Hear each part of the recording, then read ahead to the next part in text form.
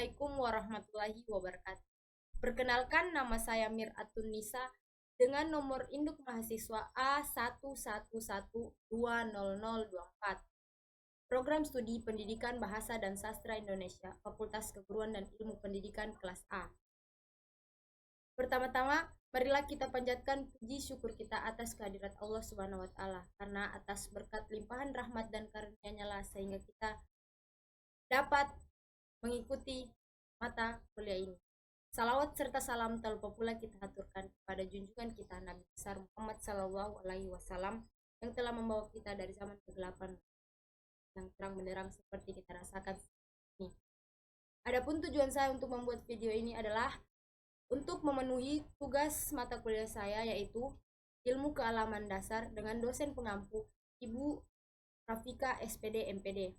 Langsung saja, pengertian dan latar belakang ilmu alamiah dasar. Yang pertama, adapun beberapa ahli yang mengemukakan pengertian ilmu alamiah dasar antara lain Mas Cory Justin, H.W. Fowler, H. Abau Ahmadi, dan Supatmo.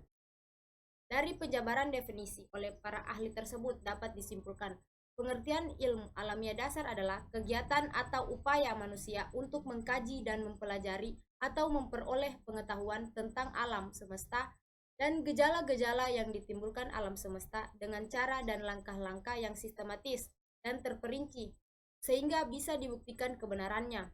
Selanjutnya, latar belakang ilmu alamiah dasar. Manusia dilahirkan di muka bumi langsung berhubungan dengan alam. Hubungan ini menjadikan sebuah pengalaman. Manusia mendapatkan rangsangan dari alam melalui panca indera. Berikutnya, alam pikir manusia. Hakikat manusia. Manusia adalah makhluk hidup. Di dalam diri manusia terdapat apa-apa yang ada dalam makhluk hidup lainnya yang bersifat khusus.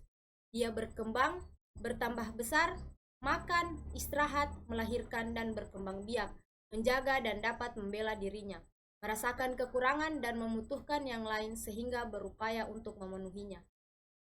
Sebagai akibat dari adanya potensi kehidupan yang terdapat di dalam dirinya, oleh karena itu, manusia senantiasa berupaya mendapatkan apa yang sesuai kebutuhannya.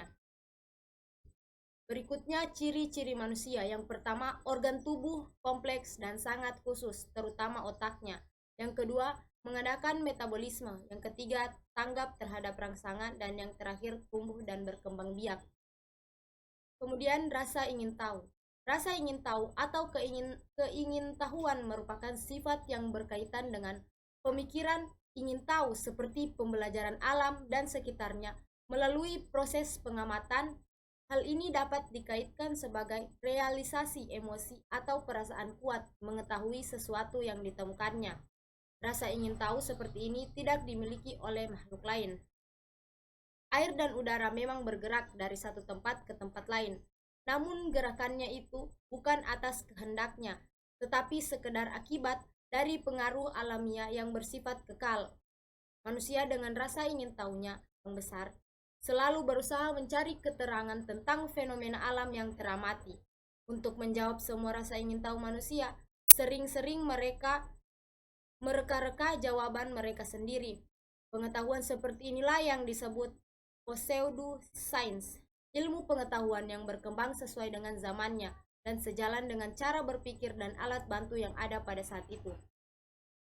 Cara-cara memperoleh sains semu atau pseudosains antara lain, yang pertama motos, yang kedua wahyu, yang ketiga otoritas dan tradisi, yang keempat prasangka, yang kelima intuisi, yang keenam penemuan kebetulan, dan yang ketujuh cara coba ralat. Selanjutnya, perkembangan alam pikir manusia. Menurut Van Peursen, ada 3 bentuk alam pemikiran manusia. Ketiga alam pikir itu antara lain alam pikir ontologis, alam pikir mitos, alam pikiran fungsional. Kemudian tahap perkembangan alam pikir manusia. Ada 4 tahap perkembangan alam pikiran manusia sampai lahirnya IPA. Yang pertama mitos, yang kedua penalaran deduktif, tahap rasionalisme, yang ketiga penalaran induktif, tahap empirisme, yang keempat metode keilmuan atau ilmiah. Adapun pembentukan sikap ilmiah yaitu memiliki rasa ingin tahu yang tinggi dan kemampuan belajar yang besar. Tidak dapat menerima kebenaran tanpa bukti. Jujur, terbuka, toleran, skeptis, optimis, pemberani, dan kreatif. Mungkin itu saja yang dapat saya sampaikan. Lebih dan kurangnya saya mohon maaf.